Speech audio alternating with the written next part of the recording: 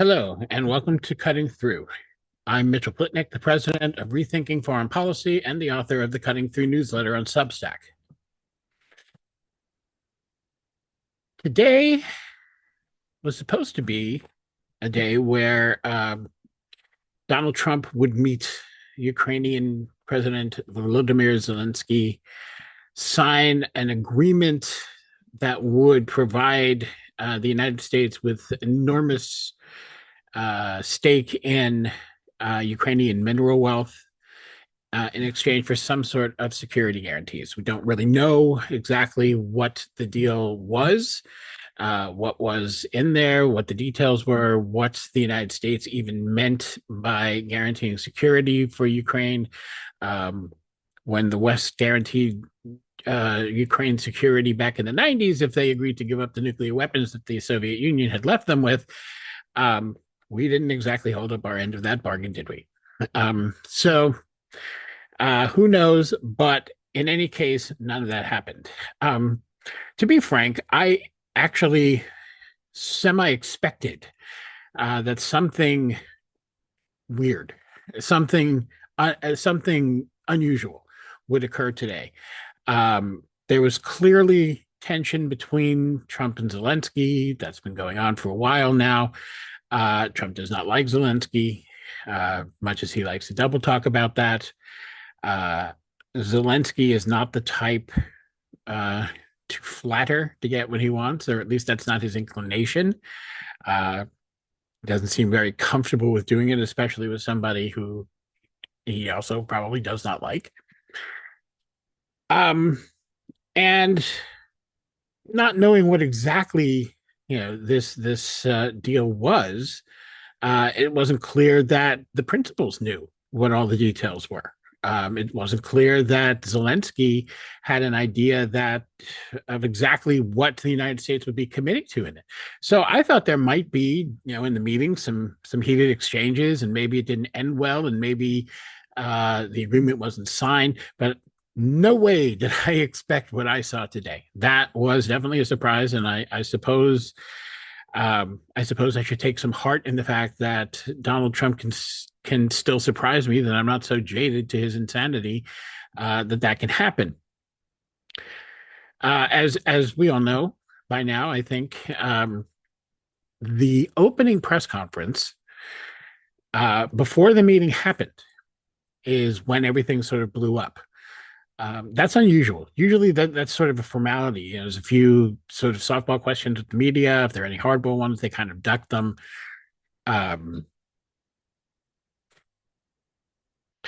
There's usually the meat of whatever's going to happen happens in the meeting, and maybe if that doesn't go well, or if there's something really substantial that comes out of it, then there's some interesting things after in a Q&A after the meeting. And I think that was part of the reason that Zelensky was maybe a little bit off guard when all of a sudden Vice President J.D. Vance, who's sitting there, interrupts the Q&A between reporters and the two presidents to essentially berate Zelensky for being disrespectful and ungrateful to the wonderful King Trump, who's doing all these great things for him. And there was a heated exchange, and Trump got involved, Zelensky got involved, everybody back and forth. It was an ugly incident, and it shamed, frankly, the United States. And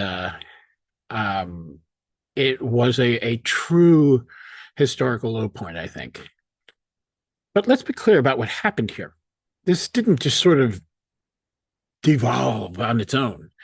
There is no way, and I will absolutely state this with certainty, even though maybe I can't actually prove it, but there is no way that J.D. Vance did this on his own. There is no way that he simply interrupted a Q&A with the president in order to interject his thoughts. There's no way that happened. Had Vance done that, I think Trump would have cut him off immediately. Trump is not somebody who abides anybody else sharing his spotlight. So this was orchestrated. This was arranged beforehand that Vance would do this. There's no question in my mind that that's true. The question is exactly why. That I think remains to be seen, and part of that is to see what comes out of this whole fiasco, where things go from here. Zelensky's facing some criticism from people that I understand, saying that he should not have taken the bait. And I suppose in the strictest sense, I agree. He shouldn't have taken the bait, but it's very, very hard for me to hold it against him. Listen, I've been sandbagged on TV. Many years ago, when I had very, very little media experience and training, um, I went on the O'Reilly Factor with Bill O'Reilly, and we had an agreement beforehand that he would not ask me about certain subjects. Um, that I was there to talk about the current events, which at the time was the Israel-Lebanon war of that day, um, and we were supposed to stick to that. Well, O'Reilly completely did not stick to that. He asked me every question that we had agreed not to, and because I was basically a rookie, I was flustered. And so and it's embarrassing. It's hard. Once it starts, it's very, very hard to stop, because you're anxious. It's a natural sort of reaction. So I understand how Zelensky felt about being sandbagged. Now, of course, Zelensky is far, far, just light years more media savvy, experienced, trained, and prepped than I was on that day. So I'm not trying to draw that kind of comparison, but simply to say that I do understand the feeling. Now, again, should he have taken the bait? Again, I would say no, but consider what was happening. He was not prepared for that. This is not a forum in which you usually see something like this. Well, you never see anything like this. But if you were going to see it, if there were going to be harsh words exchanged at all, generally you expect that, and that was going to happen in front of the media. Generally expect that after the meeting, not before. Before is usually real simple sort of statements. Staying, staying with easy things, and anything else that's anything that comes up that's controversial. You say, well, we're going to discuss that in private after this. Um, so he wasn't ready for that. Now, consider also his position. He's there as a leader who is leading a country that is at war. That is a war that is not going terribly well for Ukraine. Um, that and he's being faced with the prospect of his most important source of support, the United States, is not only looking to diminish or withdraw that support, but is looking to use it to blackmail him, and steal his country's wealth. Um, it's a tough position to be in. It is very tough, and you're already. I think again, I don't know the man obviously, but I would think he's already got all of that to deal with. He knows this is he's somewhat humiliated as it is. There's no way that this deal, even if it was maybe not all the Trump, Trump may have decided this may be why he did this. Trump may have decided that he could get a better deal. So let's blow this one up, and I can really push Zelensky and force him to accept even harsher terms where essentially Ukraine is paying for the rest of its existence to the United States. Um, all of that, all of that is um, it's a difficult place for Zelensky to be. All of that is sort of there in that moment. And so if he didn't make exactly the right call at that time, and he shouldn't have engaged Vance, he shouldn't have done that. But again, I just think that's a very, very high bar in that kind of moment, given what Zelensky's going through, and given the fact that he must have felt pretty humiliated just to be there in the first place. He was clearly forced into this. He does not want to sign over Ukraine's mineral wealth. We don't know exactly how much he's signing over, but it's going to impact Ukraine's ability to rebuild. And to the extent it does rebuild, Trump's whole point is that it's going to be rebuilt by the United States, which means the United States is going to have significant influence in Ukraine. Again, not something I think Zelensky relishes, nor should he. So I find it I find it very hard to really blame. Yes, he shouldn't have done what he did. He shouldn't have reacted the way he did. But I think his reaction was very human, normal, even for a leader of a country like Zelensky. The question, of course, is still why did Trump do this? And as I said, it may be that he believes he can get a better deal or whatever. But what he was doing here, and I think this is a point that seems to be missed by some of the people who I've seen analyze this so far, because some people are saying, well, a lot of people are not going to like this. A lot of Americans, this wasn't a great look, et cetera, et cetera. Trump doesn't care. And I think they're forgetting that the whole point of Trump 2.0 and the whole point of Project 2025, everything about that is about making public opinion less and less important. You can never even in the most totalitarian dictatorship, you have to think about the public to some degree, right? Because you don't want to push them so hard that they revolt, right? And there's always a balancing act there, and you can see this in totalitarian or authoritarian regimes all around the world. Those that are semi-democratic even or not, you have to think at least a little bit about public opinion. But the United States and Western style democracies do have organs that allow public opinion to have a bit, not a whole hell of a lot, by the way, unless you have a ton of money, but a bit more influence on their governments than Trump, I think, would like. And he pushes that back. So he doesn't, the whole point of everything he's doing is to change that, is to make it so that he is essentially the king of the United States of America. So I don't think that he's that concerned. And I don't think that's who he was playing to today. I don't think he was trying to play to his base. I think, or at least not his American base. I think he was trying to play to the global far right.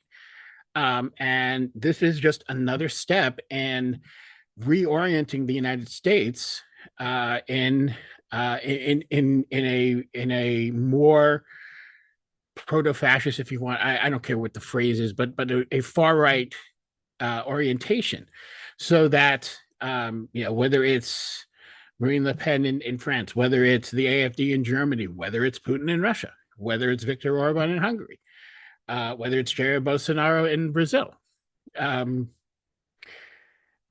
whoever it may be. And we're seeing more and more, in Argentina and other places, we're seeing more and more of these sort of reactionary populist right-wing leaders coming up and gaining power. That's who Trump is trying to bring together. That's who Trump is trying to create a global community out of. And that's who I think he was playing to today. Now, again, Zelensky was coming there, I think, to try and get the best deal he could. Look, he can't just ignore the United States. If the United States says we want some of your mineral wealth, or we're going to stop supporting you in this war, he can't just say, fine, stop supporting us. He just can't. He just doesn't have that option. So he's trying to, I think, come here and get the best deal he could. Trump had a different agenda. Trump was trying to show himself to be that strongman guy, that guy who could be the leader of a far right movement across the globe. He was there to show that he was the manly man. Frankly, that his dick was bigger than everybody else's. And he was doing that by pushing around the president of a country that is clearly, at the best of times, the war aside, at the best of times, Ukraine is just not capable of fighting back against the United States, standing and being utterly defiant of the United States. They just can't. Europe isn't even willing to do that. I mean, there's a lot of cowardice involved there, and I don't think that's what we're seeing out of Ukraine at all. But the reality is he can't just spit in Donald Trump's face. So I think he was unfortunately set up to experience just what he experienced today, and to basically be bullied by Donald Trump. Obviously, Moscow's really happy about this. Putin's really happy about this. I mean, literally, if they would have paid, not only would they have paid Trump to do this, I think if they knew beforehand that Trump was going to do this, he could have charged them any ridiculous amount of money and they would have found a way to come up with it. That is how valuable this was to them. This was a clear declaration of the United States reorientation towards Russia, in general and in terms of the war in Ukraine. I do not agree with those who, and I have never actually agreed with those who believe that Trump is Putin's puppet. I think Trump, we've seen that Trump admires Putin. He admires dictators in general. We've seen this over the years. But I think that admiration that we saw in particularly the admiration we saw in his first term, now is a little bit more competition. I can be that, and I can be even better than you at that. That doesn't mean he doesn't respect these guys, and he doesn't like them, and he doesn't want to win their approval. But I think there's a little bit more of Trump trying to assert himself as one of them, as opposed to wanting to be one of them. Um, that's how I see his actions so far in the first little over a month of his being in office. And I see a contrast, a strong contrast between how he's operating now and how he operated in his first term. Um, so again, it's all about that global far right movement, and the question now is, where do we go from here? Where does this lead us? Um, Trump is trying to find a way to abandon Ukraine, I think, that doesn't put the entire Republican Party in a position where they're really pressured to oppose him. I think most of them wouldn't, even with the pressure that would create, but I think some might. And that's why he's not just cutting aid, and he's doing all of these sort of theatrical things, but it's also because I think there's a bigger strategy at play here.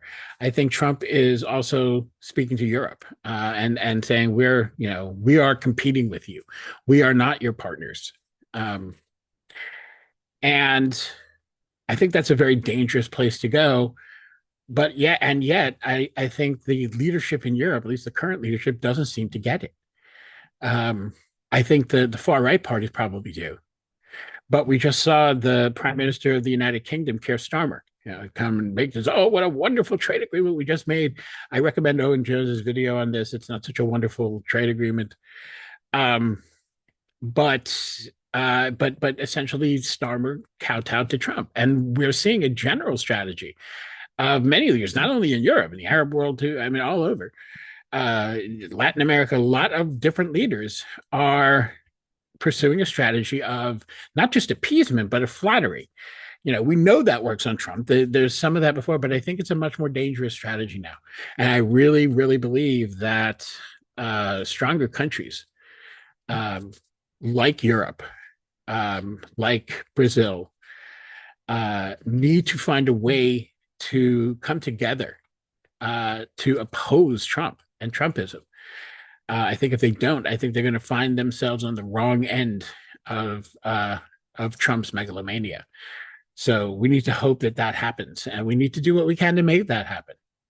There is still the opportunity, much as Trump would like to take it away, for people to organize, to do things, to press for something different, to object, to work hard to try and convince our neighbors that we have to make sure there are actual elections in 2 and 4 years that are legitimate, that saves some sort of. It's not about saving, frankly, it's not about saving democracy, because we never were a democracy. It's about saving a political process that involves people at any level at all.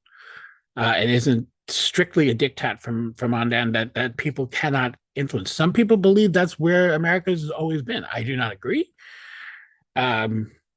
Much as I'm very, very critical, and I think anyone who knows me will tell you that, there are avenues for people to make change. There are avenues even in dictatorships, by the way, for people to make change. There are more of them in these liberal republics, these parliamentary republics that we have in the West that are not very democratic, that are in many ways set up to undermine democracy, but have to give a nod to some sort of democracy. We can still do it. And we're going to need to, and not just in the United States. We need to do this on a global scale because that's how Trump is operating. Trump isn't just operating in the United States. This is about bringing the global far right together.